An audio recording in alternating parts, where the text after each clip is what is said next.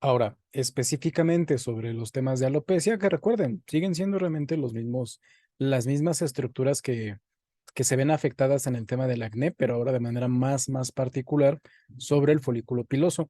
Aquí haciendo igual diferentes consideraciones. Primero, vamos a considerar alopecia androgénica, es decir, pérdida de cabello o alteración hacia el crecimiento folicular del cabello relacionada a los andrógenos en el cuerpo, en este caso, pues obviamente por el uso de farmacología, a cualquier pérdida excesiva de cabello. Normalmente se contabiliza, así como les pongo en la diapositiva, de 100 a 120 pelos por día. Obviamente no significa que hay que contarlos. La mejor recomendación que se suele dar es, si al pasar tu mano por tu cabello con un poco de fuerza, o sea, no traccionándolo como tal con alta intensidad, con un poco de fuerza, pierdes uno, dos, un par de cabellitos, eso es normal. Cuando se comienzan a perder en, en fajos, digamos, esos cabellos ya más visibles, o sea, una pérdida de cabello perceptible por cualquier persona, ya se puede considerar un tema de alopecia, o sea, estás perdiendo cabello. O, ojo, no nada más perder cabellos, sino notar un debilitamiento del mismo, notar cómo se va volviendo más delgado cada cabellito, que igual, más allá de la medición individual del cabello, se suele ver porque, coach, pues es que con mi peinado, con mi cabello normal, pues me veía de X forma y de unos meses para acá, como que lo veo menos denso, menos frondoso, como que comienzan a aparecer más espacios o se comienzan a ver espacios. De nuevo, son alteraciones perceptibles porque, precisamente es lo que les pongo aquí abajito, a pesar de que no tienen un efecto directo sobre la salud, o sea, esto sí no tiene como tal alguna consideración de te puede hacer perder ganancias, te puede dar algo más grave a futuro, no, pero es un impacto psicológico muy fuerte, muy importante en la gran mayoría de personas. Entonces, es muy fácil de percibir precisamente por esto. Y otra, más allá inclusive de la parte personal, digamos, a nivel psicológico, en temas profesionales, diferentes atletas, sobre todo población femenina o atletas que se dediquen a medios también, pues les va a repercutir de manera negativa en esto, porque pues sí, suele haber una percepción un poco más negativa sobre personas con la alopecia ya generada.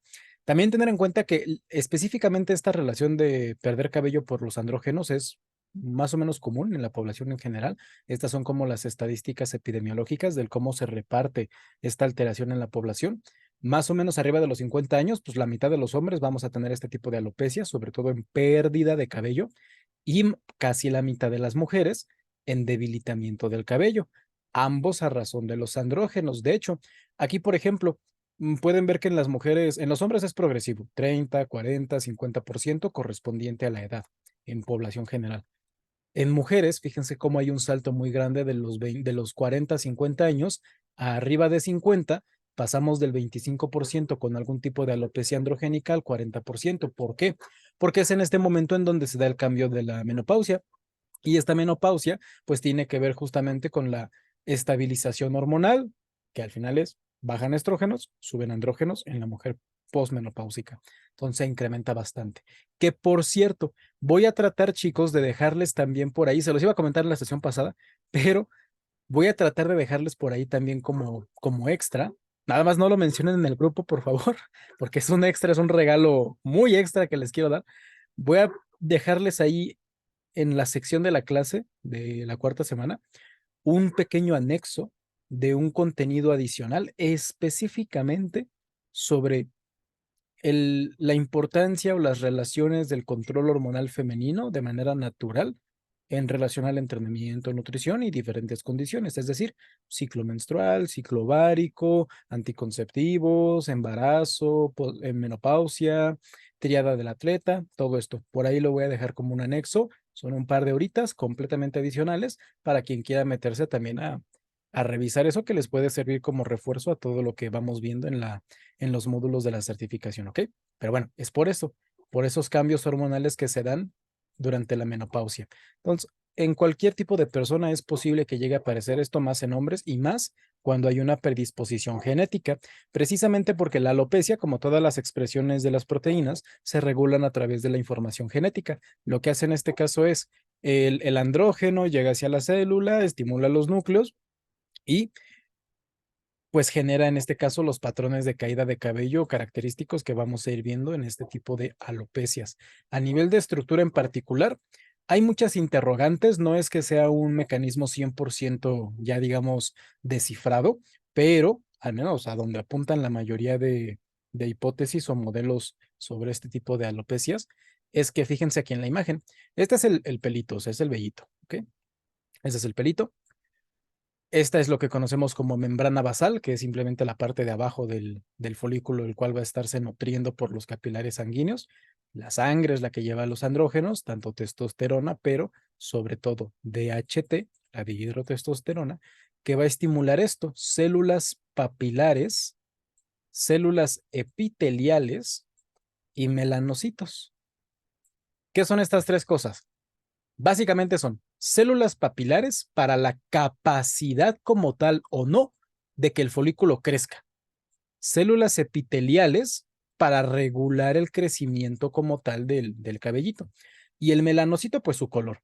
Esto va a significar que a grandes cargas de andrógenos, sí es relativamente común, en orden, justamente en orden de, digamos, probabilidad. Lo más común es que se debilite primero el cabello, o sea, hay un debilitamiento del cabello, seguido de una pérdida excesiva del cabello, o sea, como tal alopecia, y en menor porcentaje, pero que también puede llegar a afectar a algunos, una pérdida de la coloración, o sea, que aparezcan canas de forma más temprana, que ya no se pueda pigmentar también. Si mi cabello es negro, es café, es rojo, es del color que sea, pues vaya perdiendo esa tonalidad entre más estímulo androgénico haya. Esta es la relación que tenemos. Lo que terminan haciendo los andrógenos, en particular, fíjense, la testosterona que veíamos ahí en la imagen pasada, llega y gracias a la enzima 5-alfa reductasa, es la que estimula el DHT, estas flechitas, son los que estimulan al final todos esos procesos que les mencionaba en la página anterior o en la diapositiva anterior, que también lo tenemos acá. Va a terminar estimulando tanto el ciclo de vida del folículo piloso, del cabellito, así como la producción sebácea y la queratinización en tal caso, así como inclusive el riego sanguíneo, la irrigación, el que también nutrido está el cabellito o el folículo completo. De ahí que les mencionaba que en aquellos casos donde el resto de tratamientos para el acné no funcionen, pues seguramente sea porque tienen un estímulo androgénico y más cuando se ve en combinación de, doc, es que fíjese que tengo justo granitos, tengo el acné y aparte al mismo tiempo se me está cayendo el cabello o estoy teniendo este debilitamiento capilar, como que me aparecen más canas, alguna alteración del ciclo de vida del cabello, junto con el acné. Y más si el acné no cede, pues ya definitivamente lo más seguro es que sea por tema de andrógenos. ¿Cómo confirmamos? Con laboratorios que muchas veces pues no es posible realizarlos lamentablemente. O bueno, no quieren realizarlos lamentablemente. Entonces, los andrógenos son los reguladores del crecimiento folicular en este tipo de capilares pilosos. Modulan el ciclo anágeno-telógeno, que es básicamente la fase de crecimiento. Luego hay una fase intermedia que es de mantenimiento del cabellito y una fase de degradación de eliminación del cabello, que es justamente lo que vemos aquí abajito. La fase anágena suele durar de 2 a 6 años, es decir, durante 2 a 6 años cada uno de nuestros cabellitos debería de estar creciendo constantemente, más o menos a razón de 1 centímetro por mes, más o menos. De hecho, mira, aquí se los pongo. En la parte izquierda, la fase anágena, más o menos un crecimiento de 1 centímetro cada mes. La gran mayoría del cabello debería de encontrarse en esta fase, o sea, siempre nos está creciendo cabello. Luego hay una fase intermedia que dura pocos meses, 3 semanas a 3 meses, donde se encuentra un porcentaje pequeñito del mismo, que se conoce como fase de reposo catágena, donde eso simplemente se comienza a preparar el cabellito para eliminarse, pero se mantiene de forma intermedia. Y en la fase telógena ya es la eliminación como tal, es la pérdida de cabello, ojo, para dar inicio a un ciclo nuevo. O sea, ese es el ciclo de la vida del cabello. Así como todas las células del cuerpo se van, digamos que, bueno, no regenerando, tienen su ciclo de vida, se mueren las células, se forman otras, las reemplazan y pues se va repitiendo el ciclo para mantenernos funcionales a lo largo del tiempo. Lo mismo es aquí con las fases del crecimiento y desarrollo capilar. Lo que pasa es que la DHT acelera todos estos procesos, o sea, todas estas fases las acelera la duración de la fase anágena, acelera la duración de la fase catágena y acelera la fase telógena, sobre todo la fase telógena, e impide la generación de una nueva fase anágena. Por poder hacer una comparativa para que, digamos, quede muy claro esta importancia del ciclo de vida del cabello, así como los fármacos estimulantes, por ejemplo, para pérdida de grasa, pues estimulan el metabolismo para que el corazón lata más rápido, para que respires más, para que gastes más. Los esteroides, los ARMS, modulan la expresión genética de proteínas para que crees más músculos, exprese más fuerza, etcétera. O sea, aceleran la adquisición y límite potencial de tus capacidades. Pues algo similar pasa con los cabellos. Si me iba a dar la calvicie a los 60, pues ahora lo más probable es que me comience a dar a los 50, a los 40, a los 30, dependiendo la propia sensibilidad.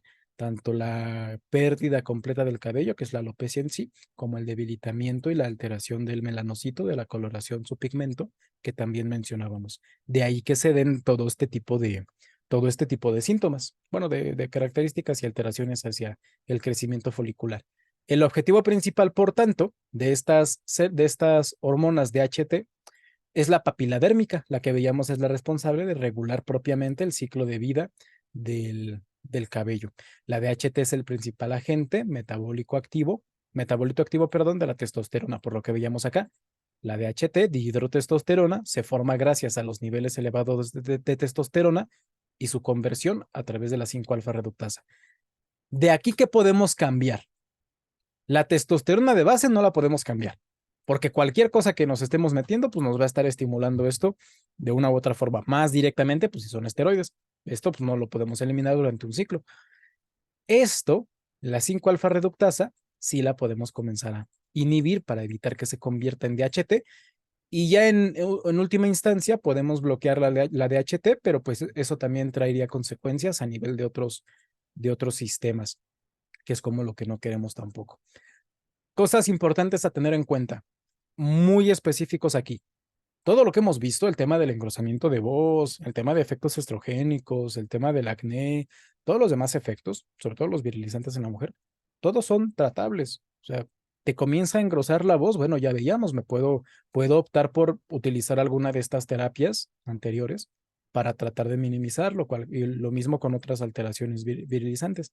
Ginecomastia igual, comienzo a sentir la sensibilidad, la trato tempranamente y listo, no hay ningún problema. En la alopecia es diferente. Nadie puede garantizar que no te va a dar alopecia, porque de nuevo, lo más importante es los antecedentes familiares. Si ya hay antecedentes en tu familia de alopecia, lo más seguro es que a ti te dé. Si aparte a ti se te caía el cabello, antes de usar fármaco inclusive, lo más seguro es que también te dé. Entonces, hagas lo que hagas. Y si además en este caso vamos a estar utilizando esteroides o fármacos para estimular todavía más esas respuestas, pues muy probable es que sí te termine dando, ¿ok? Factor genético y hormonal son los que más vamos a nosotros tener en cuenta. Genético, básicamente el que más determina, y hormonal, el que va a regular la agresividad en la que te da la alopecia, y es ahí donde nosotros podemos actuar sobre la DHT y evitar la miniaturización, que es el debilitamiento del cuero cabelludo, la atrofia, la falta de crecimiento, y la fibrosis, que sería una alteración en este mismo. De alopecias tenemos de dos tipos. Nada más quiero que nos enfoquemos en una, que es la difusa. Tenemos dos tipos, que es la localizada o focal. Esa, sí, ojo, si alguien de repente le comienza a dar este tipo de alopecia, o sea, por cachitos me refiero a, por ejemplo, aquí, por cachitos me refiero a que pase esto, que literal parecieran mordidas, digamos, o que algo muy específico te pasó. O sea, que comienzan a aparecer así, pequeños huecos, patrones, así, localizados, de bien delimitados a lo largo del cuero cabelludo. Eso es una alopecia localizada, y eso sí, rara vez tiene que ver con las hormonas y se clasifica en otras cosas. Digamos que ahí lo que normalmente es autoinmune esa alteración. Si alguien le da eso, directito a valoración, porque ahí sí tenemos que ver qué está pasando. Eso es autoinmune, eso ya no es tanto de las hormonas. La parte difusa, que difusa realmente hace más referencia al tema de generalizado, sí es la parte que nosotros vamos a poder abordar y que se relaciona directamente con con los efectos que tenemos de la farmacología deportiva. De todas estas igual. La específica, pues esta de aquí, androgenética, por andrógenos y predisposición genética. Tenemos en patrón femenino y en patrón masculino. Por cierto, efluvio, porque también se puede llegar a presentar, efluvio simplemente es que se da el cambio, digamos, de forma muy brusca. Y eso serían los casos donde, bueno, pues si no tenemos mucho que hacer, porque significa que había una predisposición genética extremadamente fuerte y terminó generando pues una gran aceleración en la pérdida de cabello. Androgenética comienza en patrones, justamente, estos dos. El patrón masculino es el de arriba. Esta es la etapa 1, la etapa 2, la etapa 3, la etapa 4. Es donde se comienzan a formar las famosas entradas aquí en la frente, esa M, y el circulito arriba como de monje del siglo XIV, ¿no? De esos monjes de la Edad Media, estos de aquí arriba. Así es como se comienza a perder el cabello hasta que pues termina con la famosa media pelona de los hombres, ¿vale? Ese es el patrón masculino. El patrón femenino es este de acá. Comienza a perderse el cabello desde la línea media, o sea, desde aquí.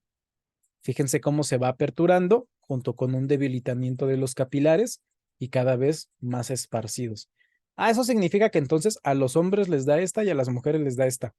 Pues a los dos les da de las dos. Lo que pasa es que como este patrón de aquí arriba es más común en hombres, por eso se le llama alopecia con patrón masculino. Y como este patrón es más común en mujeres, es alopecia con patrón femenino. Pero a los dos nos puede dar cualquiera.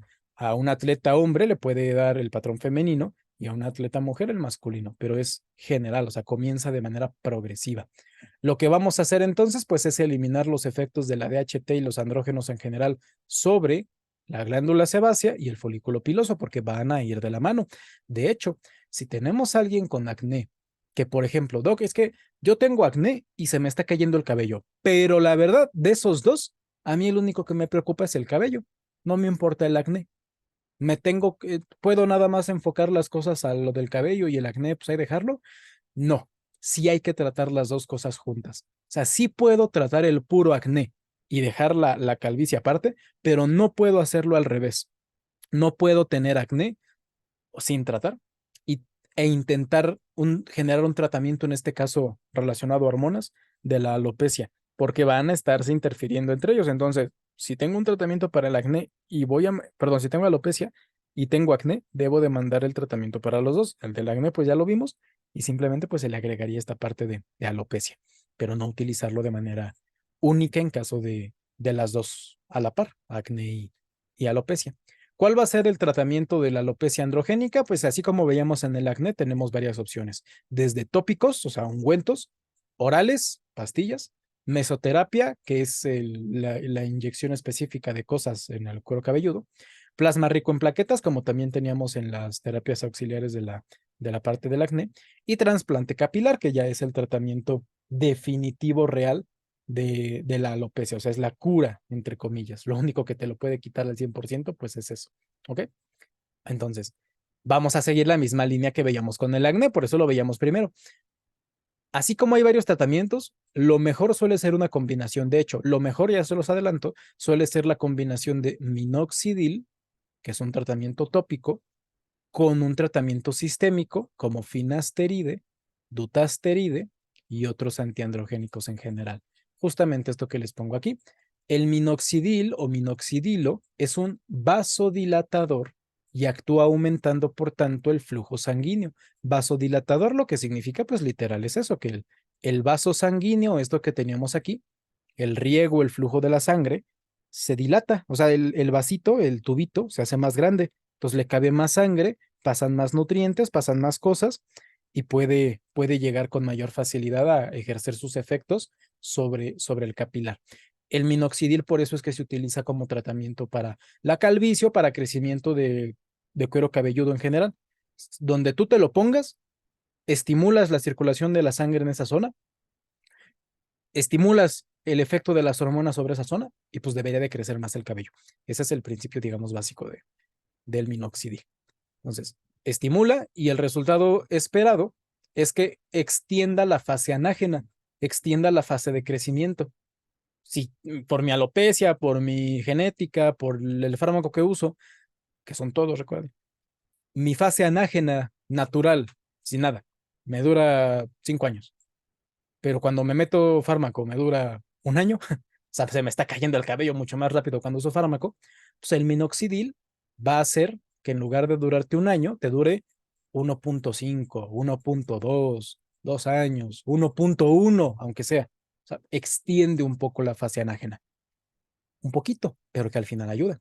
El resultado esperado es que reduzca la pérdida de cabello y estimule el crecimiento de nuevo cabello. Es decir, reduzca la pérdida de cabello por la prolongación directa de la fase anágena y estimule el crecimiento de nuevo cabello, porque cuando esta fase anágena pase a catágena, luego a telógena, pueda rehabilitarse el ciclo para volver a comenzar una fase anágena, que si recuerdan, pues es uno de los problemas que también teníamos justamente con esta alopecia androgénica. Entonces, minoxidilo siempre de base, siempre.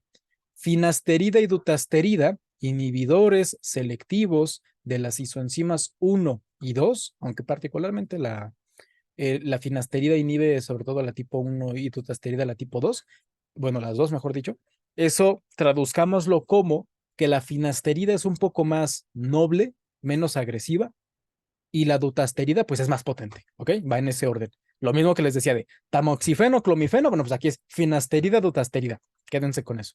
El resultado esperado, al inhibir la acción de la DHT, o sea, al inhibir esto que teníamos acá, el estímulo directo por parte de la dihidrotestosterona, es que se reduzca la conversión de testosterona en DHT. Por tanto, debes de tener más andrógenos disponibles en la sangre, por lo que hasta se puede potenciar un poco el efecto anabólico de diferentes sustancias que no sean derivados directos de la DHT, como la nandrolona, bueno, el decanoato de nandrolona y la trembolona.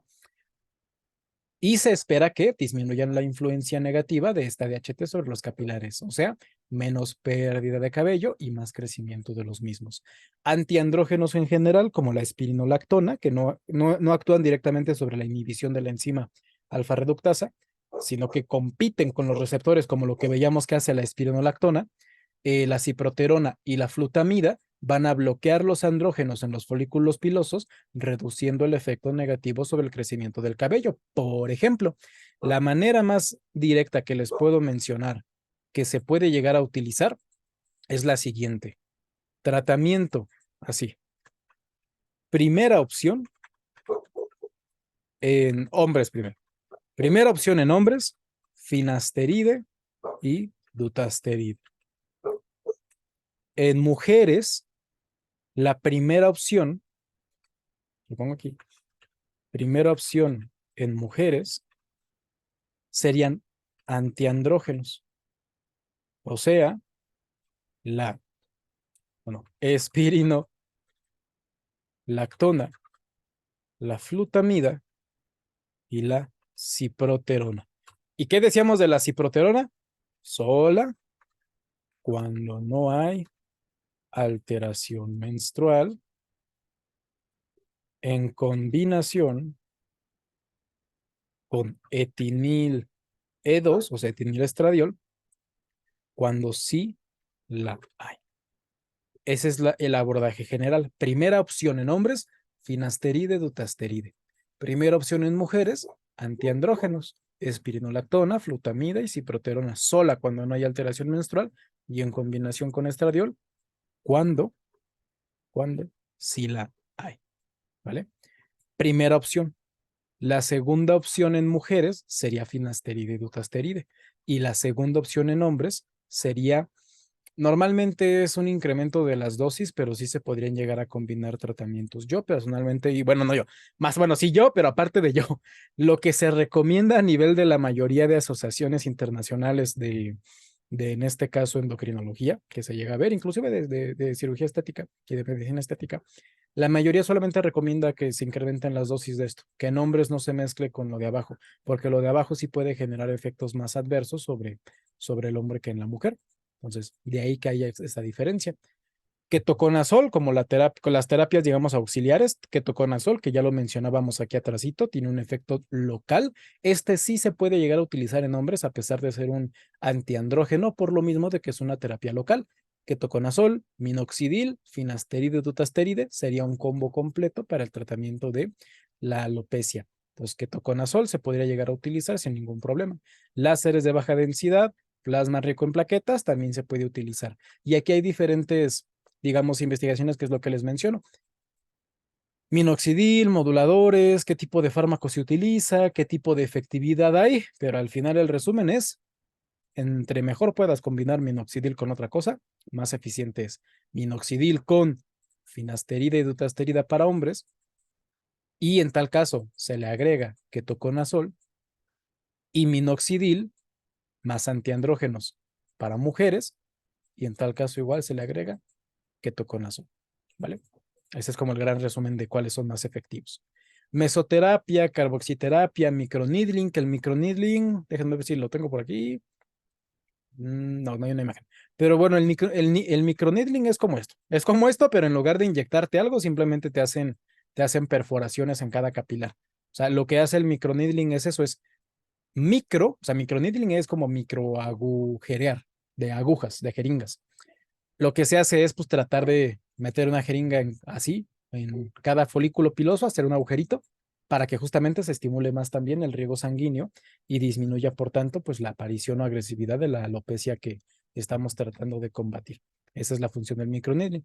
La mesoterapia y carboxiterapia lo que suelen hacer es meter ya sea algún tipo de tratamiento estético, de factor estimulante, pero de manera local. De nuevo, estos de aquí véanlos como auxiliares, no los vean como el tratamiento principal. Si puedo usar plasma rico en plaquetas, si puedo usar láseres de baja densidad, si puedo usar mesoterapia y carboxiterapia, si puedo usar microneedling, adelante, pero no es indispensable. Sí es interesante cuando se pueda, o sea, sí, sí se puede, pues sí, pero si no, bueno, pues el tratamiento de base no es estos son simplemente complementos para que potencie, de hecho, el tratamiento de base. Aquellas personas que, híjole, doc, ni con finasteride, dutasteride, minoxidil y ketoconazol así en conjunto, me controlo. Pues checa estas terapias a la par. No se abandona ninguna de las anteriores. A la par es que se tienen que implementar, ¿vale? Estos son igual los niveles de efectividad. En el peor de los casos, pues mientras se haga bien las terapias, tampoco tienen por qué generar efectos adversos, más allá del tema de la limpieza. Entonces, estos son los que pueden ayudar, pero no son indispensables de nuevo. Hay que únicamente utilizarlos cuando estén a la disponibilidad y preferiblemente cuando el resto de tratamiento falló, ¿vale? Igual aquí, las correlaciones que les mencionaba. En este caso, la alopecia androgenética, que es la que nosotros vamos a abordar, suele darse más en estas poblaciones, adultos jóvenes en varones y en mujeres menopáusicas que utilicen farmacología, cualquiera de los dos, se va a exacerbar, se va a incrementar mucho más. Comorbilidades, pues hiperandrogenismo, es decir, problemas sexuales en hombres, virilización en mujeres. Igual algo de lo que ya igualmente fuimos por ahí mencionando. Causa, herencia hormonal, ¿okay? Principalmente genético. Clínica, o sea, ¿qué veo? Pérdida de cabello, de densidad, pérdida capilar, entradas en V, en vértex, o sea, el patrón masculino, esas entradas desde la frente, o interparietal, el patrón de la mujer, o sea, varonil o de la mujer. La evolución, fíjense, suele ser de años, pero es justamente aquí donde interviene el uso de fármaco. Sí o sí me va a dar alopecia, pero si uso fármaco, me va a dar antes. Entonces, ese es el tema. Estímulo a la pilotracción, o sea, qué tan sensible es a que se me caiga el cabello también porque se me tracciona, o sea, lo manipulo, como me peino, qué es lo que hago. Un peleador, por ejemplo, pues se le va a caer más el cabello. Pues hay digamos que 50 y 50, o sea, hay personas a las que sí les afecta más, personas a las que se les afecta menos, pero este es el que nosotros vamos a estar abordando. Cuando la alopecia ocurre así sin ningún motivo, eso lo conocemos como alopecia areata, sobre todo en personas jóvenes, y habría que ver exactamente qué está pasando. Y el efluvio que les comentaba, la pérdida más agresiva, también se va a dar, fíjense, por deficiencias del estado nutricional, particularmente las anemias y alteraciones tiroideas. Les va ahí la combinación.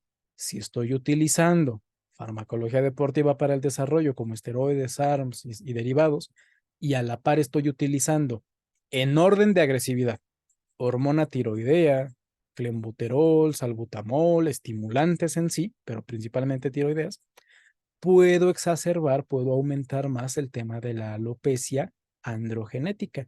porque también hay mecanismos a nivel tiroideo que terminan generando esta pérdida o cambios en el cabello. De hecho, si han visto o si han conocido a alguien con hipo o hipertiroidismo, bueno, hipotiroidismo sobre todo, cuando tienen las hormonas tiroideas bajas de forma natural por una enfermedad, suelen tener problemas de cabello y los hipertiroideos también. De hecho, es una de las a veces como preguntas, ¿no? De por qué cuando tengo pocas hormonas tiroideas se me cae el cabello y cuando tengo muchas se me cae bueno, cuando tengo pocas tengo cabello débil y cuando tengo muchas se me cae el cabello. Pues porque cuando tienes pocas, la fase anágena es débil, tus cabellitos crecen débiles, pero crecen. Cuando tienes muchas, la fase anágena se acelera y hay interferencia para comenzar una nueva, por lo que pierdes cabellos. Fíjense cómo es relacionable todo esto. Tengo a alguien que utiliza las dos cosas, estimulantes y esteroides al mismo tiempo, pues espera todavía incrementar más el efecto de esto. Ahora, los andrógenos entonces los entendemos como principales reguladores del crecimiento del cabello, como ya vimos, inhibidores sintéticos como la finasteride y dutasteride como los mejores tratamientos. En mujeres únicamente se va a contraindicar de manera bien absoluta, que espero yo no tendría que mencionarlo, pero pues lo hago por si acaso, se contraindica de manera absoluta en la lactancia y el embarazo. Y los antiandrógenos pueden ayudar más, decíamos, a la población femenina y también se contraindican en la lactancia y en el embarazo. Además de que estos pueden llegar a tener más efectos indeseables en la esfera sexual. Libido, erecciones, capacidad de alcanzar el clímax, orgasmos, tanto en hombre como en mujer, que pues de nuevo, si ya de por sí mencionábamos que la parte de la alopecia es un impacto psicológico muy fuerte, pues la alteración de la vida y la plenitud sexual de cualquier persona, pues también es una parte muy importante. O sea, a nadie va a querer estar en esa situación, ¿no? Entonces, tratamientos: finasteride, minoxidil, dutasteride. Ese es el tratamiento específicamente para abordar la alopecia androgenética, siempre, porque ya sabemos que pues lo estamos generando por el uso de fármaco. Minoxidil en combinación con finasteride o dutasteride. Recomendación del minoxidil, chicos. Vienen dos presentaciones de 2 al 5%. ¿Cuál me conviene más? Si aguantas la del 5%, mejor. ¿Y a qué me refiero con aguantar? El problema del minoxidil es que reseca mucho la piel, genera mucha irritación y lo tienes que aplicar de forma diaria durante meses. Entonces, si tú aguantas el 5%, usa ese. Si no, bájate al 2%. Doc, fíjese que me encontré una cremita que dice que trae el 10, que trae el 20. Si lo aguanto, ¿me conviene más? No. No se han visto beneficios arriba del 5%, o sea, no se absorbe tampoco tanto por la piel. Y lo que sí se ha visto es un incremento de los efectos adversos, que no son malos, pero son esta parte de resequedad, ardor, te puedes cortar, se te puede desgarrar tantito la piel y pues mal cuidada puede dejar hasta cicatrices. Y si tienes acné, pues todavía peor. Entonces, por también les decía, tiene que estar bien controlado en ambas partes. Finasteride 1 miligramo diario o dutasteride 0.5 miligramos diario. Uno de los dos, al menos de inicio, no los dos. Ya si uno no funciona, se puede ir incrementando la dosis hasta llegar a combinar. En mujeres sí se puede comenzar únicamente con el minoxidil, puro minoxidil. Y suele ayudar bastante porque en mujeres tampoco es tan agresivo como pudieron haber visto. O en general, no es tan común ver a una mujer de 60, 70 años completamente calva y a un hombre, pues sí, pues no es tan agresivo ahí. Se puede comenzar así. Si no, pues nos vamos directamente con terapias antiandrogénicas para mujeres. Espironolactona, un diurético que actúa como antiandrógeno, por lo que mencionábamos de bloquear competitivamente el receptor a estos. Es lo que veíamos ya en las imágenes previas. Ciproterona acetato, solita cuando no hay alteraciones menstruales, combinada cuando sí las hay, y flutamida, que no se los recomendaría tanto no porque no funcione, sino porque no hay tanta evidencia en general, o sea, inclusive en la parte clínica. Y en el mundo del fármaco deportivo, pues menos. O sea, hay digamos que anécdotas. Hay algunos a quienes sí les sirve y hay algunas a quienes no les sirve el usar flutamida. Entonces, más un 50-50 que otra cosa. Por eso no es que no se recomienda de forma tan particular. Y el ketoconazol, que ya también les mencionaba, se puede utilizar en combinación con cualquiera de los de arriba. y los efectos son similares. Algo sí a tener en cuenta, chicos, por ejemplo, es el tema de costos. Por ejemplo, el minoxidil, pues es lo más barato. Finasterida y dutasterida no suelen ser tan caros, o sea, a nivel del costo que supone esto a lo largo de los años. La espirinolactona sí es un poco más cara, el tratamiento de estos efectos en mujer sí es algo más caro, y otros andrógenos como la flutamida también pues son un poquito más eh, estables en cuanto a costos a lo largo del tiempo. Entonces vamos a derivar o a desarrollar cada uno de estos tratamientos, como ya lo hemos mencionado, al menos puntualizando un par de cositas. Finasterida, en combinación con minoxidil, decíamos, del 2 al 5%, es la opción de elección, o sea, la preferida, regulada por la FDA, que tiene el mayor nivel de evidencia para contrarrestar y tratar, disminuir la alopecia androgenética. 1 miligramo de finasterida diario, minoxidil 2,5%, aplicación tópica, 1 o hasta 2 veces al día durante toda la vida. O sea, también tengan en cuenta eso, de nuevo, no estamos eliminando la alopecia, la estamos controlando, porque de nuevo es de androgénica, pero genética o propiamente génica de la parte genética. Entonces, muy genético. El tratamiento de cualquiera debe ser a lo largo de la vida. También por eso muchos, pues nada, mejor, mejor me rapo. O sea, prefiero raparme a estar gastando aparte en todo esto. Pues sí, es válido, pero aquellos que sí lo deseen conservar, pues tendrán que considerar estos gastos. La seguridad, pues es bastante seguro, no tiene efectos hepatotóxicos o nefrotóxicos estudiados, mientras se mantenga en dosis estables de 1 miligramo, y el riesgo de efectos adversos a nivel sexual es bajo, por lo que de nuevo es el mejor tratamiento, y en caso de que puedan llegar a existir, la gran mayoría se eliminan en cuanto se suspende el tratamiento, es decir, efectos adversos tanto en hombre como en mujer. Efectos adversos como disminución de la libido, disfunción eréctil, reducción del volumen eyaculatorio en el caso de los hombres, o incapacidad de clímax, igualmente tanto en hombres como en mujeres, pues puede llegar a aparecer. Aspectos a considerar en particular en hombres: la finasteride puede reducir los niveles de antígeno prostático específico en más o menos un 50%. Y ojo, ojo, ojo, ojo.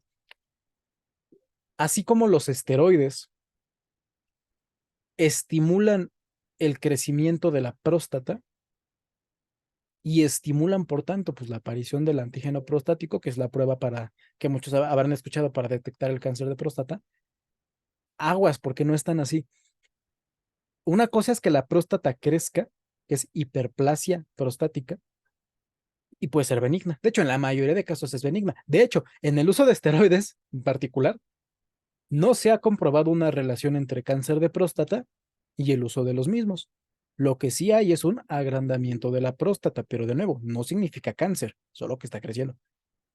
El tema con la finasteride es que si también tenemos antecedentes en la familia de mi papá, mi abuelito en hombres, tuvo cáncer de próstata, aguas, aguas, porque aún con las pruebas que se realicen cada año arriba de los 40, 50 años, aún con las pruebas, como la finasteride baja la expresión del antígeno prostático, yo puedo tener cáncer de próstata y por estarme tratando mi calvicie con finasteride, no ser diagnosticable. O sea, me hacen la prueba del antígeno y no, pues está bien la próstata, cuando realmente ya estoy en una etapa temprana de cáncer. Entonces, aguas, aguas, de nuevo, solamente en personas que tengan el antecedente deberían de preocuparse. Y para tal caso, pues ser constantes con sus revisiones arriba de los 50 años. Por eso es que aquí se recomienda medir los niveles de PSA antes de iniciar el tratamiento, sobre todo en hombres mayores de 50 años. O dejar de utilizarlo un par de meses al año para poder hacer las pruebas, igual que no interfiera. Y en mujeres, pues no se ha estudiado tanto, pero sí se utiliza off-label, o sea, como en el mercado negro, justamente en estos temas. Los estudios que se han hecho, que de nuevo no son tantos en mujeres, tienen resultados mixtos, a veces funciona más, a veces funciona menos, y el riesgo de teratogenicidad de la finasteride, o sea, de alteraciones en la natalidad, en el embarazo, pues sí es bastante importante. Por eso es que no se recomienda tanto en mujeres, pero se puede dejar como segunda línea de tratamiento. Y el tema de el efecto secundario en mujeres, aparte de las alteraciones sexuales, como también eran hombres, pues es el desarrollo o el incremento del riesgo del desarrollo de cáncer de mama. Similar aquí, chicos. Hombres con antecedentes de cáncer de próstata en la familia, aguas con querer tratar la alopecia o los efectos androgénicos con inhibidores de la 5-alfa reductasa, llámese finasteride o dutasteride. Mujeres con antecedentes de cáncer de mama en la familia, pues igual aguas. Los dos no son candidatos ideales para el tratamiento con estas sustancias. Tratamiento completo, finasteride, 1 miligramo oral. Esperamos más o menos una reducción del 60-70% de los niveles de DHT confirmados a través de los laboratorios y lo mismo, ¿no? ¿Cómo sé si 1 miligramo es suficiente para mí? Pues idealmente con tu prueba de laboratorio. Hoy me saco mis pruebas de laboratorio y hoy, hombre, mujer, hoy tengo DHT en 100. Hoy comienzo mi tratamiento, 1 miligramo o mi antiandrógeno en mujeres, y al cabo de 2 meses me doy cuenta que bajé a 80. Y sí he notado que como que se me controla más la pérdida de cabello. Tuve una reducción del 20% en 3 meses. Significa que todavía tengo margen para meter más. Puedo meter 1 miligramo más, hasta que, ¿qué creen? A los 3 miligramos diarios, ahora sí, ya tengo una reducción de más o menos ya estoy en 40, en 40. O sea, ya reduje el 60%, ya obtuve mi objetivo terapéutico. Ya a partir de ahí, entre más le metas, lo más seguro es que no reduzcas más. Es el máximo grado de control que pudiste mantener. Y mejor combinarlo con minoxidil y ketoconazol, como igual mencionábamos. Consigue detener esta reducción de porcentaje, consigue en la DHT sanguínea, consigue detener la alopecia en más o menos un 85% de los casos, sobre todo en aquellas personas jóvenes, o sea, hombres antes de los 50, mujeres antes de los 50. Es más fácil el poder realizarlo o el poder ser efectivo en este sentido. La dutasteride, pues es lo mismo, nada más que lo que les decía, la finasteride era más específica de las isoformas de la 5-alfa reductasa que conocemos como tipo 1, o sea, un tipo de 5-alfa reductasa, y la dutasteride actúa sobre los dos tipos conocidos de 5-alfa reductasa. Esto igual ahorita se lo muestro en un dibujito. Esto significa que pues es más potente. O sea, son similares en potencia, pero este es más potente. Hay que quedarnos mucho con eso. Los efectos adversos son los mismos que con los que veíamos con la finasteride. Realmente todo es igual que con la finasteride, pero más potente. O sea, más potencial beneficio, más potencial efecto adverso en ambos lados. Dosis, 0.5 miligramos, fíjense, 0.5 miligramos que han demostrado ser superiores en efectividad a 1 miligramo de finasteride, por lo mismo de que este sí actúa sobre los dos tipos de receptores, no nada más sobre uno como lo hacía la finasteride. Entonces, ¿por qué no me meto desde el principio dutasteride? Pues por la misma razón que ya vimos con la parte de los SERMs, de primero utilizar tamoxifeno, clomifeno, un SERM, un bloqueador de estrógenos, antes de letrozol, anastrozol, que es un inhibidor de aromatasa. Primero métete el menos agresivo, luego el más agresivo. O al menos, como siempre, esa es la recomendación. Si yo me quiero meter dutasteride desde el principio, pues también se vale. Nada más pues ve haciendo también los chequeos como mencionamos en la parte de finasteride. Dutasteride oral, 5 miligramos, duración. Ojo, no es duración del tratamiento, ¿vale? Me refiero a la vida media. La vida media de la finasteride es de 4 a 5 semanas. Entonces, en principio, con la finasteride, tú sí tienes que tener este tratamiento de por vida y de forma muy constante. Ese también es un factor a considerar. Si yo tengo un atleta constante, ahora sí que, si tú eres responsable, comes tus comidas, tus entrenos son respetados, te tomas las pastillas que te tocan, la dosis exacta que te toca, eres muy responsable, la finasterida es más recomendada para ti porque bien seguida es muy efectiva, pero la requieres tomar diario, diario, diario, diario, diario, diario, diario, para evitar perder sus efectos. La dutasteride también hay que tomarla diaria, pero como la dutasteride tiene esta vida media tan larga, no hay realmente muchos cambios si se te olvida tomártela un día o 2 días o hasta una semana. O sea, no genera tanto problema. Sí pierdes efectividad, pero no es mucha. Ya si dejas de tomártela un mes, pues sí, ya lo pierdes casi todo. Pero fuera de eso, no. Entonces, la dutasterida es más potente, es más fácil de consumir a nivel de constancia, pero pues es más agresiva por lo mismo de la potencia. El minoxidil, ya lo mencionábamos, tiene su efecto directo por la parte de la vasodilatación. En particular, si a alguien le interesa, es por una, es por una regulación de los niveles o un antagonismo selectivo de los niveles perdón, de los canales de potasio de despolarización celular, lo cual genera un estado que conocemos como hiperpolarización, que pues básicamente, de nuevo, lo que significa es que estoy generando que el potencial de reposo, que la capacidad de mi vaso sanguíneo de poder actuar en respuesta a un estímulo, como es la vasodilatación, pues incremente. Por eso es que se incrementa esta función aquí. El tratamiento en soluciones del 2% hasta el 5%, puede ser en shampoo, puede ser en jabón, puede ser en crema, puede ser en spray, puede ser en una como pastita, en cualquier presentación. O sea, se absorbe igual de bien, o al menos no se han visto diferencias notables en estos productos. Sobre todo por eso, porque si tú te metes a Amazon, a cualquier lado a buscar minoxidil, te va a salir eso, que vienen como en goterito, que vienen en pasta, que vienen en jabones, que vienen en shampoos, que vienen en sprays, y pues muchas veces genera la duda de cuál es mejor. Son iguales, son iguales de efectivos. Para tal caso funciona más como el tema de los maquillajes o de los productos en general para la piel. A lo mejor a ti te irrita más el jabón, pero no es propiamente por el jabón, es tu reacción contra eso, es la parte de la respuesta alérgica a diferentes cosas de manera individual, ¿vale? Efectos adversos, pues únicamente son locales, las dermatitis y los pruritos. Por ahí en la clase pasada que preguntaban sobre la dermatitis seborreica, bueno, pues cuando hay dermatitis ya de base, cuando hay alteraciones dérmicas de base, inflamaciones de esta, ahí no va el minoxidil, ¿vale? Ahí sí, paréntesis, excepción de caso, cualquier persona con dermatitis de base, una alteración de la piel de base, no le metas minoxidil porque lo puede empeorar. Es la única alteración que sí valdría la pena excluir para este tipo de abordaje. Las interacciones que va a tener estos tratamientos, finasteride o inhibidores de la 5-alfa reductasa, antiandrógenos, ya los mencionábamos, son estos. O sea, no son terapias libres de riesgos. Interacción con el sistema hormonal pueden alterar, no se conoce al 100% hasta qué punto, pero pueden alterar todo el espectro de la esteroidogénesis, sobre todo en la regulación que tenga que ver con el estrés, con los ejes neuroendocrinos. Acá, el impacto en la regulación GABA. Digo, aquí viene la explicación, aquí está el dibujito, pero se los explico con el puro dibujito, digamos.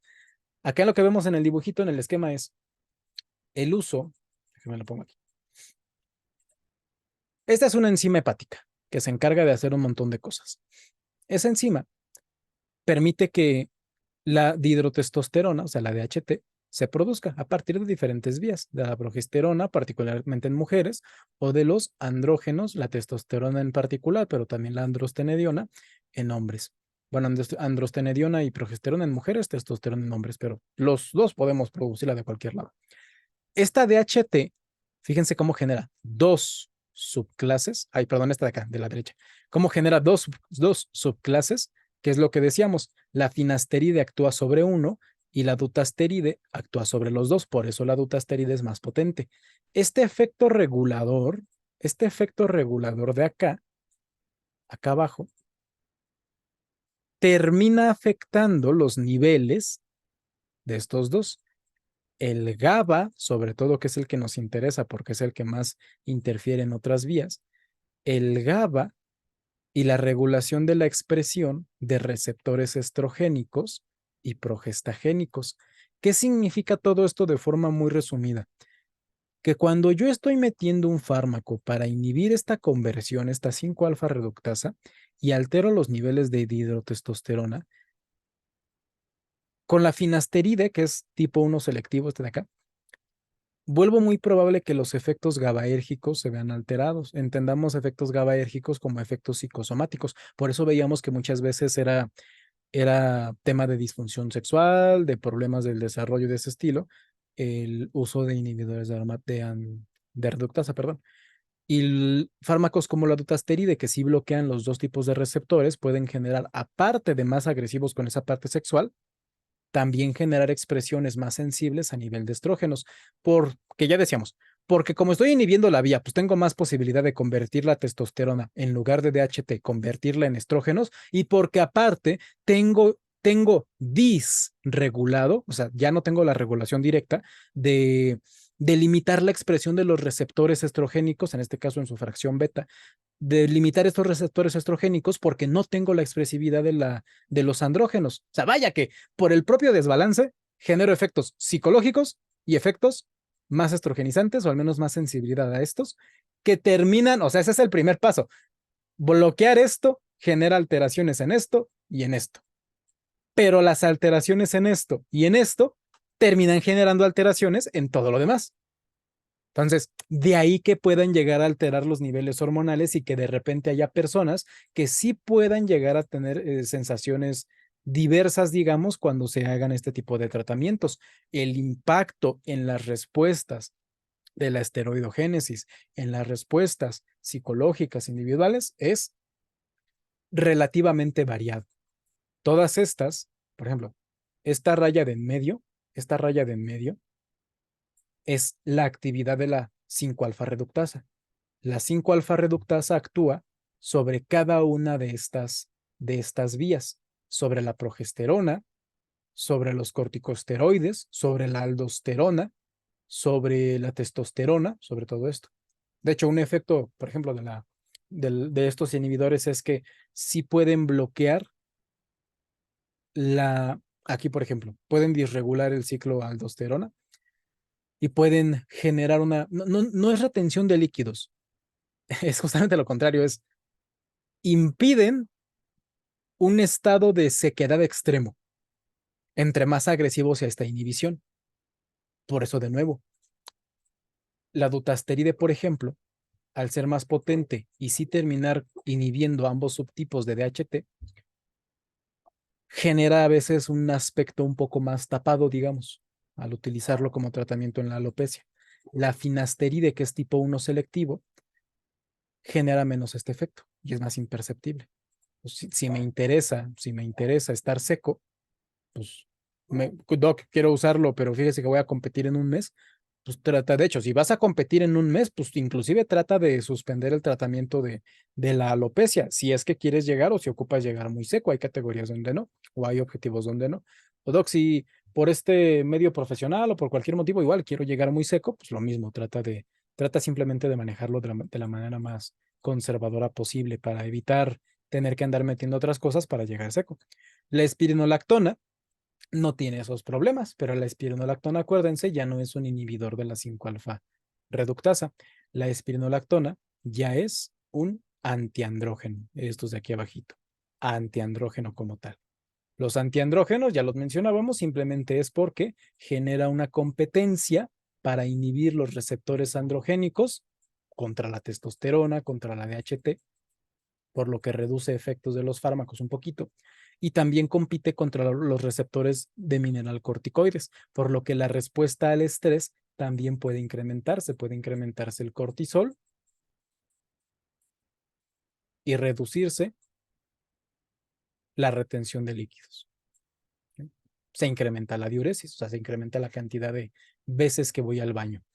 Esa es la principal diferencia que tiene un inhibidor con un antiandrógeno, como en este caso sería la espironolactona contra finasterida y dutasterida.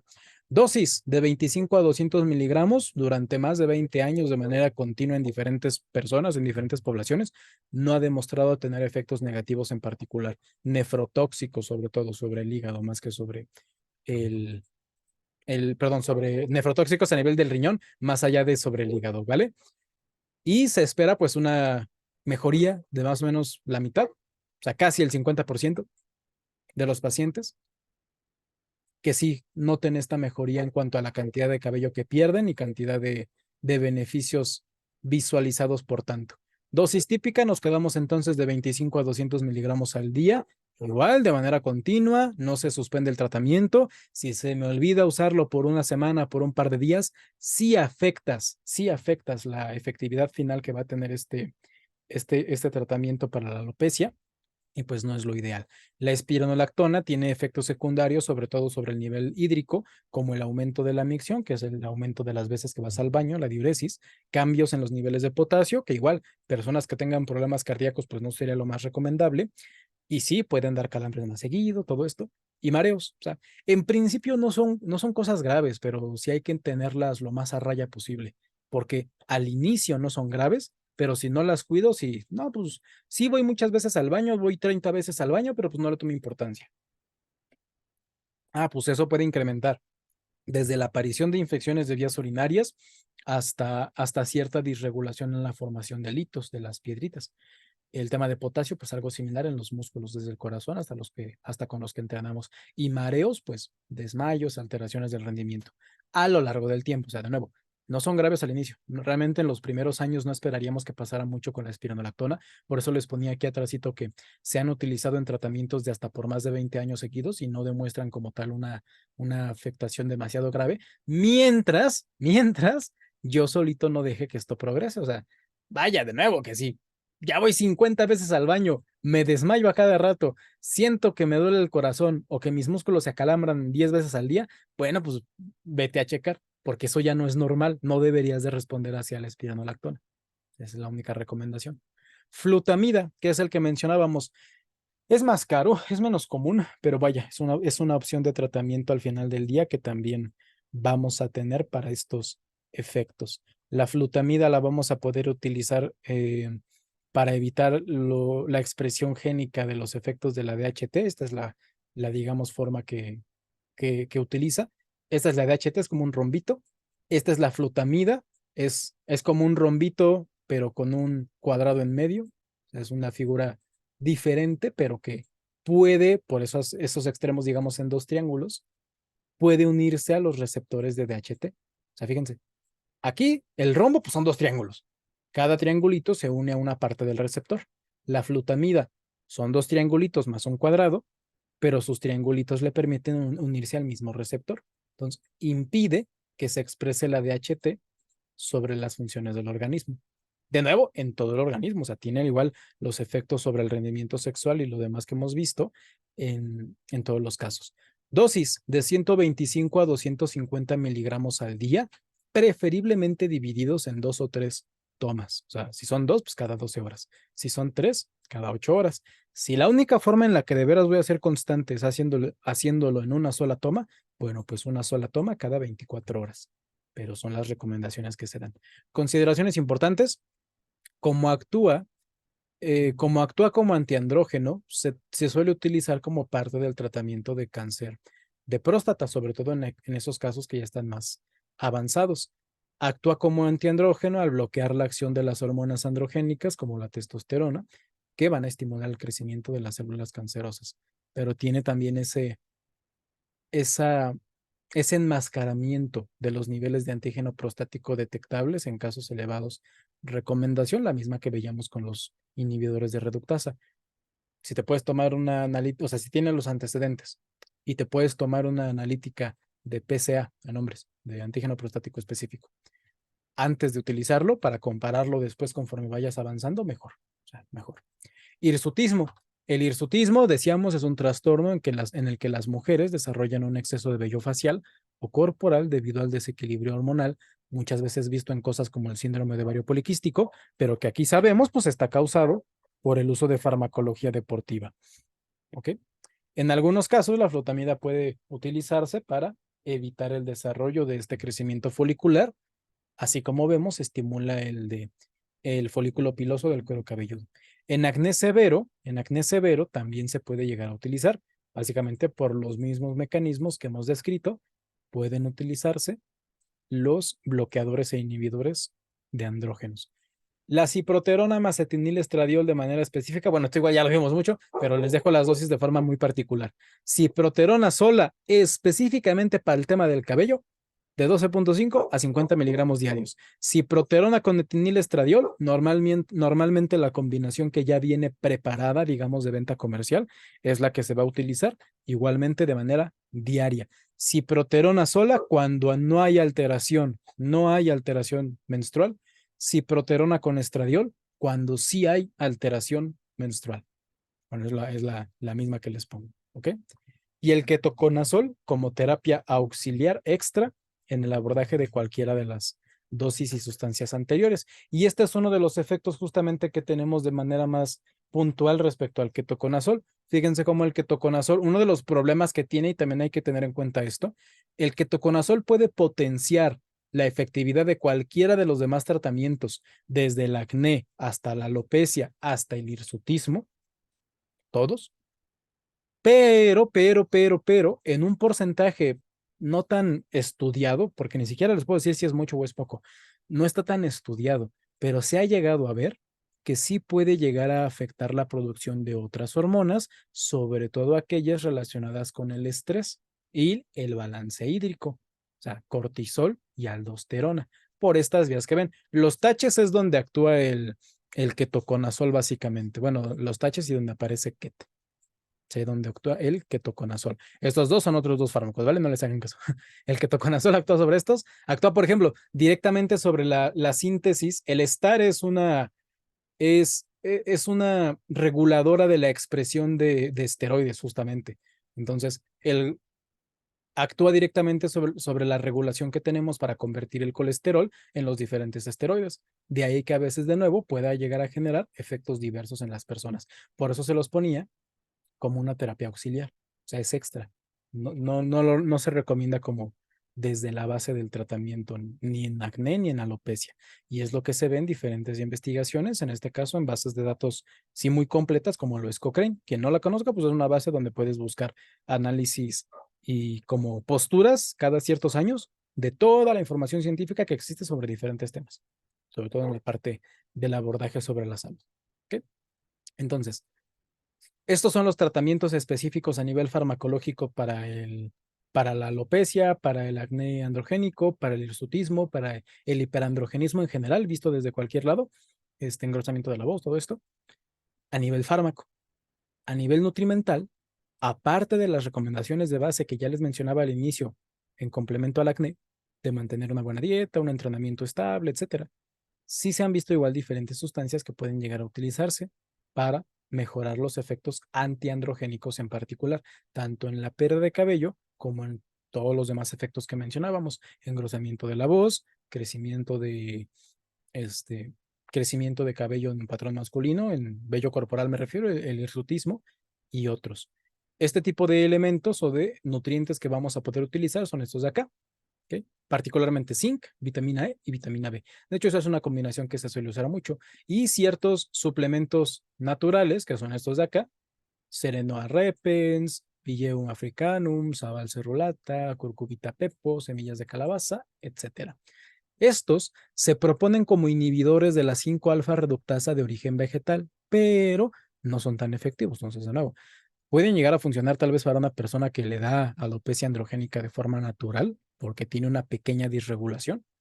Por ejemplo, Doc, es que fíjese que yo así sin meterme nada, cada vez que se me acerca un examen, cada vez que compito, cada vez que pasa esto, como que se me cae tantito cabello. Ah, bueno, pues en esos casos naturales sí podría llegar a funcionar. Aquí como estamos hablando de, pues ya sabemos que se nos va a caer el cabello porque a lo mejor estamos usando fármaco, pues no esperemos que estas terapias actúen por sí solas. Pero, similar al tema del plasma rico en plaquetas, el microneedling, todo esto, si bien no son el tratamiento de base ni de primera línea, sí pueden ser buenas opciones para tratamiento complementario. Primero garantiza que puedes usar un inhibidor de la alfa reductasa en hombres, un antiandrógeno en mujeres, y si además la persona se puede permitir la utilización de este tipo de suplementación o de productos de manera específica, pues adelante. Aquí les dejo igual los efectos y las indicaciones de cada uno de estos. Dosis no hay, porque como son compuestos nuevos y no están tan bien estudiados, simplemente se venden y tampoco es que tengan un efecto negativo sobre la salud en cualquier caso, siguen siendo compuestos naturales, tienen una potencia muy limitada. Un caso muy específico lo vamos a mencionar aquí. Tenemos al inositol o inositoles, mioinositol y dechiroinositol. Normalmente lo van a encontrar como así, mio and dechiroinositol, o sea, los dos juntos. Cualquier cosa que busquen como inositol, lo más seguro es que lo encuentren como los dos juntos, similar a lo que veíamos que pasaba con el EPA y el DHA. Para no entrar en detalles innecesarios del inositol, porque de nuevo, el inositol es igual a un suplemento, no es un fármaco, entonces sigue perteneciendo a este tipo de terapias que pues ayudan, pero que no es lo más importante. Sin embargo, el inositol está tomando mucha repercusión porque inositol es un segundo mensajero perteneciente al grupo de proteínas G comunicadoras de las reacciones celulares. ¿Qué significa eso? Pues que básicamente hace que todo lo que hemos visto de, por ejemplo acá, todo lo que hemos visto de, miren chicos, el receptor de estrógenos, pues ese le lleva las cosas al núcleo y hace que se produzcan cosas. Bueno, ese es el retículo endoplasmático, pero el receptor de estrógenos, el receptor de andrógenos, el receptor de todo, permite que se expresen las cosas. Pues el inositol, cualquier tipo de inositol, lo que permite es una mejor comunicación entre todos estos tipos de respuestas. Es un regulador. Es literal eso, es un comunicador que eficientiza las cosas. Eso es lo que hace el receptor de inositol.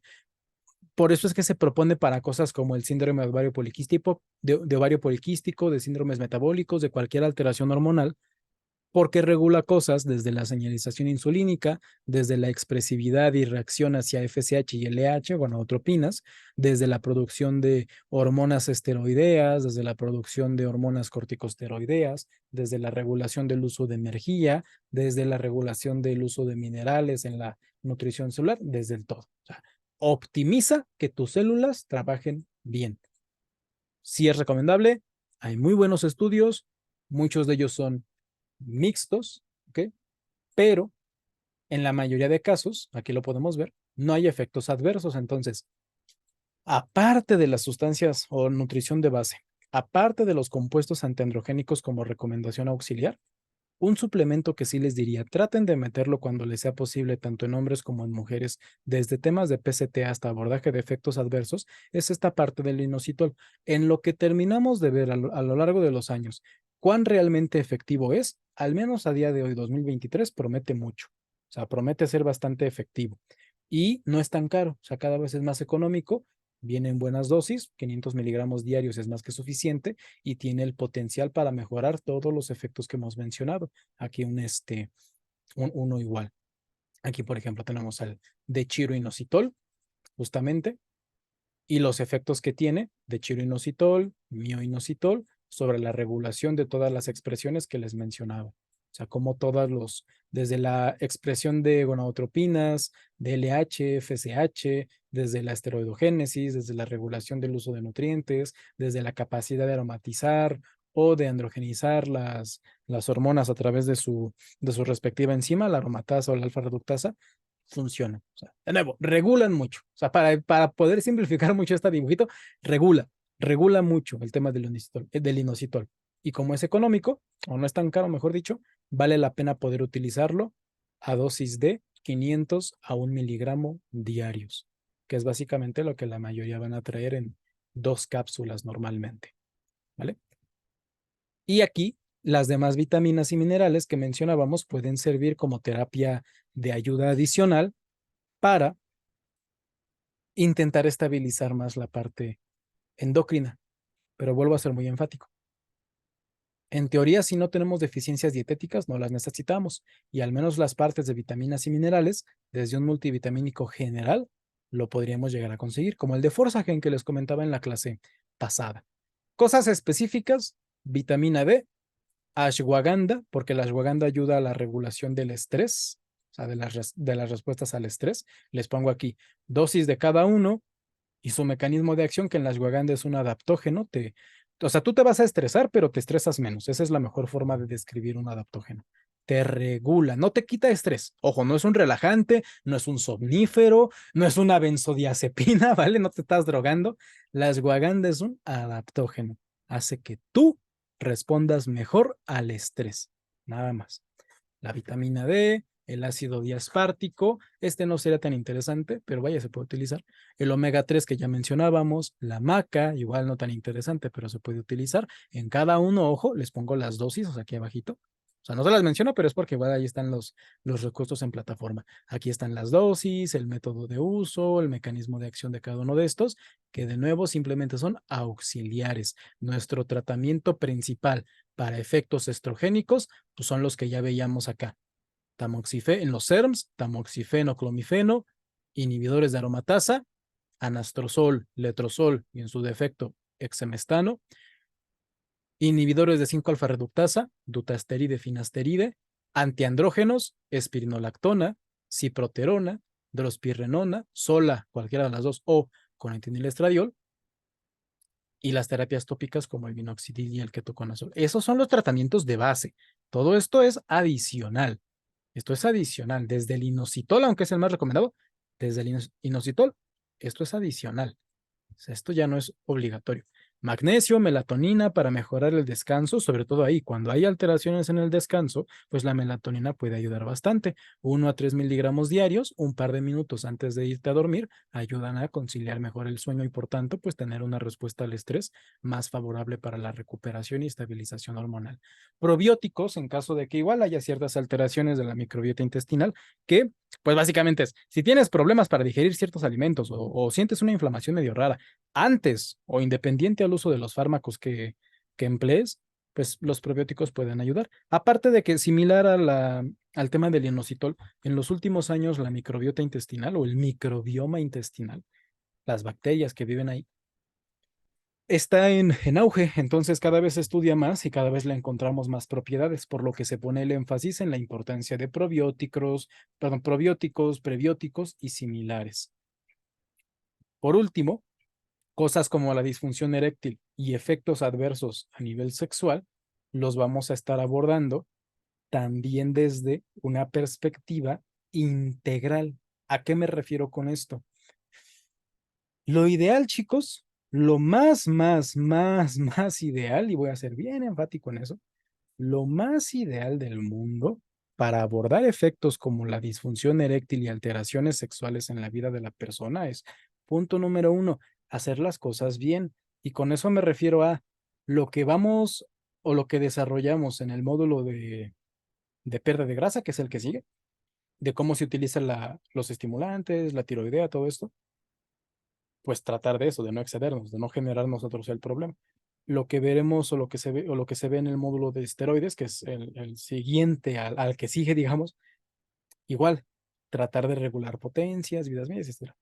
Lo que vemos en este, posciclo, efectos antiestrogénicos, antiandrogénicos, lo mismo. Mientras tú solito, tú solita, no te hayas querido meter el bote completo de finasteride, los 10 mililitros de trembolona de golpe y una caja de tiroideas de golpe con clenbuterol, la disfunción eréctil debería de ser fácilmente tratable. Y cuando no lo es, aguas, porque si no es tratable, si no mejora tu vida sexual, o sea, se afecta tu vida sexual y no mejora al hacer un posciclo, al hacer un protocolo, lo más seguro es que hayamos hecho un protocolo agresivo en algún momento. Y si no, lo más seguro es que sea un efecto psicológico, porque ahí les va.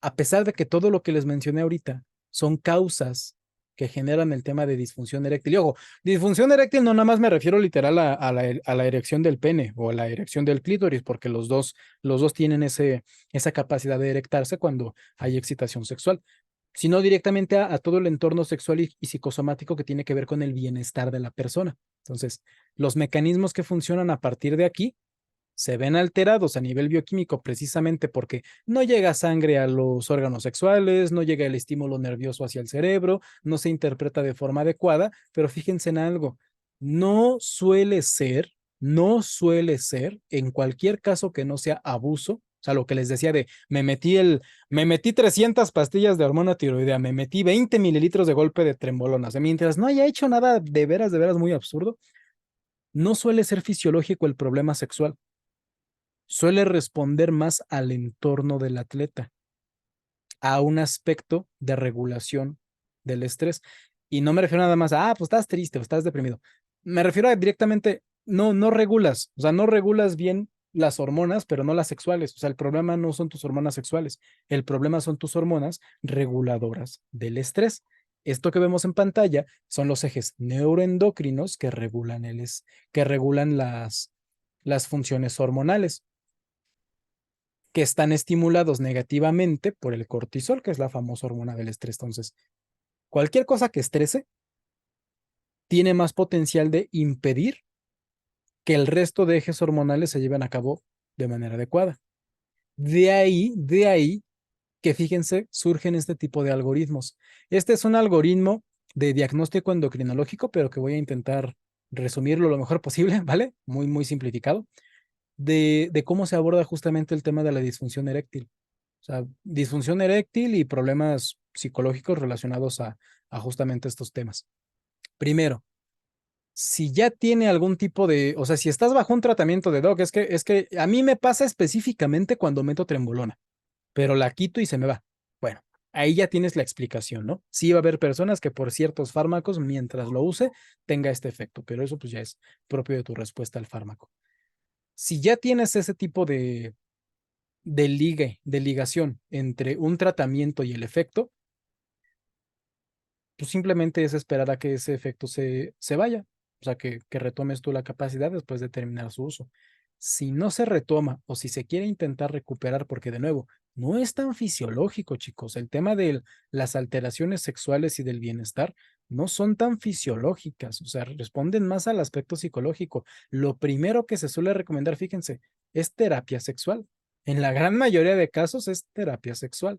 Mejora del estilo de vida, que es básicamente si tienes diabetes, si fumas, si haces cosas raras, pues trata de evitarlo. Y con eso suele mejorar. Si no, la terapia es más que suficiente. O sea, una terapia psicológica. No me refiero literal vayan con un sexólogo para ver. En general, vayan con un terapeuta. Y eso ayuda bastante. Si no, ahora sí, doc, no me sirvió la parte psicológica, estoy comiendo súper bien, no me he metido en nada raro, pero tengo problemas sexuales, tanto hombre como mujer. Ah, pues ahí, chicos, aguas, porque en los problemas sexuales que no se mejoran con el aspecto psicológico, porque de nuevo tienen más que ver con eso, entonces sí significan una alteración física directa, que pudo o no haber sido causada por los esteroides o por el fármaco que usamos, pero eso ya entra en el campo de, pues, algún tipo de tumor, algún tipo de deficiencia muy particular, algún tipo de trauma, o sea, de golpe que haya sufrido, algo más específico. Realmente el abordaje de los efectos sexuales y del bienestar son más nutricionales, de regulación del entrenamiento, regulación de los estresores en general, que justamente es lo que vemos con coach, y para el posciclo, ¿se acuerdan que les decía? Para el posciclo puedes dejar que esa semana inicial del posciclo sea la semana de descarga, o sea, semana de volúmenes mínimos de mantenimiento en el entrenamiento. Busca periodos de tiempo donde el estrés, el desgaste físico y mental se reduzca. Entrena un poquito menos, descansa un par de días, una semana.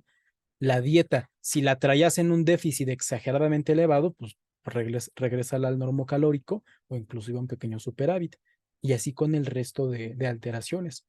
Si nos damos cuenta que, Doc, es que no sé qué lo estaba provocando, me sigo metiendo lo mismo, tal y tal. Pero es que ahorita tengo, no sé, tengo un tema familiar y ando bien preocupado, bien preocupada. Bueno, pues también puede ir por ese lado. Entonces, fíjense cómo es de inespecífico el tema de cosas como la disfunción eréctil, entendida como las alteraciones a nivel sexual. No hay un tratamiento específico. Lo que existe como tratamiento de los efectos sexuales, sobre todo en hombres, porque en mujeres ahí sí no hay algo en sí, es esto que ya les he comentado. Bueno, para los dos primero, hombres y mujeres. Evaluación de factores subyacentes, todo el contexto del atleta que hemos mencionado, porque fíjense cómo el cortisol termina inhibiendo o alterando la función de la hipófisis y el hipotálamo, que son los que terminan estimulando todas las demás hormonas, todas las demás glándulas. Pues analizar el contexto y tratar de reducirlo. Influencia de la actividad física, regular el entrenamiento a niveles recuperables o de menos desgaste, porque sí tienen una relación directa estos dos, sobre todo a nivel de entrenamiento y de deporte. Sobre todo pasa mucho en competencias.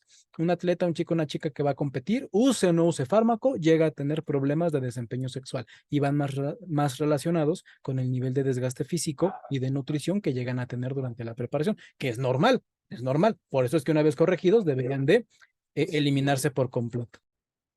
Los conocidos como inhibidores de la fosfodiesterasa o los fármacos que se utilizan para mejorar la erección, es lo que a veces se, entre comillas, piensa que es el tratamiento, pero de nuevo, hay que diferenciar dos cosas. Por eso es que es más obvio en hombres que en mujeres que pudiera parecer el tratamiento, pero no lo es. La disfunción sexual y las alteraciones relacionadas son psicosomáticas, tienen que ver con el análisis del entorno, de la actividad física, del nivel nutricional y en última instancia con la alteración hormonal, o sea, con haber hecho las cosas bien. Una cosa es poder consumir un inhibidor de la fosfodiesterasa, que es esto de acá, cualquiera de estos, o sea, sildenafil, tadalafil, vardenafil, avanafil, el Viagra, que muchos lo conocen por ese nombre, que es como el comercial, porque lo que hace es precisamente eso. O sea, la fosfodiesterasa es lo que permite la inactivación de la erección, del haber llenado el cuerpo cavernoso del pene con sangre y del clítoris para tal caso también, pero pues como no es la erección del clítoris algo que se vea de manera tan específica o de lo que se determine el desempeño sexual de la mujer, pues no se suele ver por ese lado. Entonces, consumir cualquiera de estos permite la erección en el hombre y en el clítoris de la mujer, para tal caso, de manera sostenida. Pero vuelvo a lo mismo. Yo puedo tener un atleta, alguien que tenga disfunción eréctil, alteración de la libido, alteración del deseo sexual.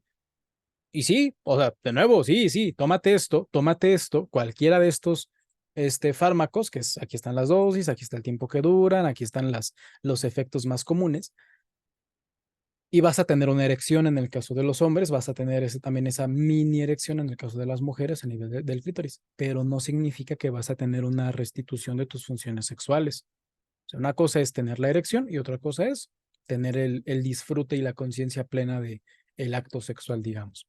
Entonces, no hay tratamiento, no hay fármaco, no hay algo que te combata las alteraciones sexuales, psicosomáticas, de bienestar en general, la disfunción eréctil, específicamente en el caso de los hombres, que no sea haber hecho las cosas bien y para tal caso, analizar el contexto general del atleta.